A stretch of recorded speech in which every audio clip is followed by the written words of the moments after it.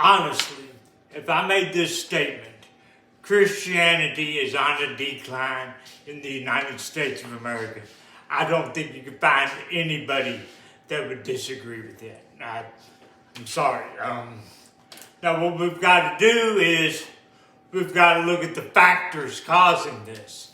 You can look at the enemy and you can say, wow, he's really stepped his game up, and he has. I mean, look at technology, look at the legislation, look at the schools.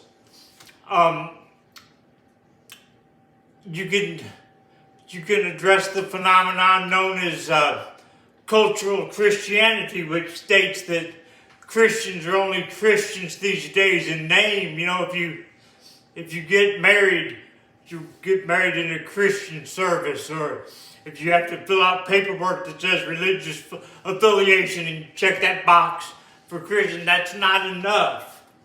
You know, a lot of people, they go to church for 1 hour a week, and that's it. The rest of the time, they're a pagan. But that's not what I don't think the most important factor is. I think the problem is among the devout Christian. The problem is they're not doing the work.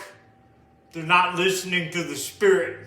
They're like baby birds in a nest with their mouth open, waiting for someone to give them nourishment.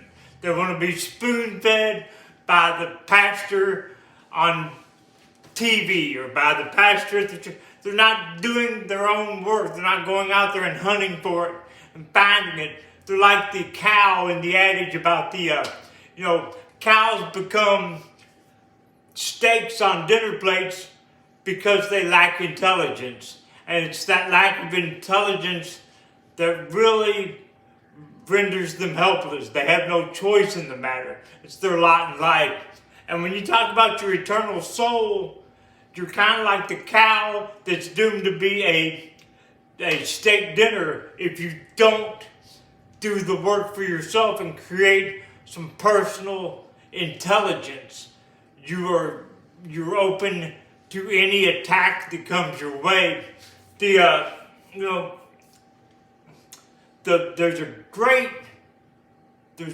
It's John 14:16. If you can get that up for me, there it is. I will ask the Father, and He will give you another advocate to help you and be with you forever. I mean, think about that. He will give you another advocate to help you and be with you forever. It is the Spirit of truth. So Jesus, knowing we need the help, goes to the Father, gets us this wonderful gift of the Spirit, and we're just simply not using it. This is a gift from God, okay? Now, who's going to motivate you to find the Spirit? I guess that's what me and Lowell do. Here at our ministry, we're searching for people that have had the worst part of life shoved down their throat, but they bounce back. Because not only are they now sober, not only are they now changed their ways, but hey, they walk with Jesus Christ. They're not afraid to say that. They're not afraid to say what got them into this shape in the first place.